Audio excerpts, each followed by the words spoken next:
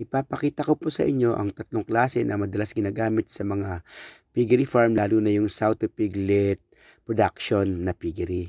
Ito po ang tawag dito ay semi-automatic feeder na ginagamit para sa nursery. Ayan, gawa po siya sa plastic o PVC at bakal at semento. Pwede rin po yan sa grow out.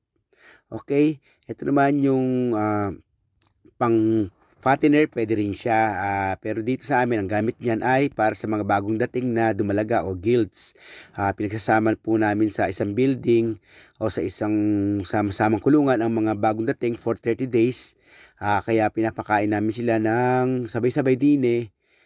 Diyan, medyo luma na po siya kasi po ito'y second hand na sa dating may-ari at tutuloy lang namin paggamit. Pero nililinisan po natin yan para manumbalik sa kanyang dating kagandahan. Ayan. Pang 10 heads po siya. Pwede pong kumain diyan.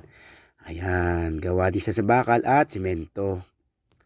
At ang susunod na ipapakita natin ay ang automatic feeder na ginagamit sa gestating pen or breeder pen. Ayan. Gawa din siya sa bakal.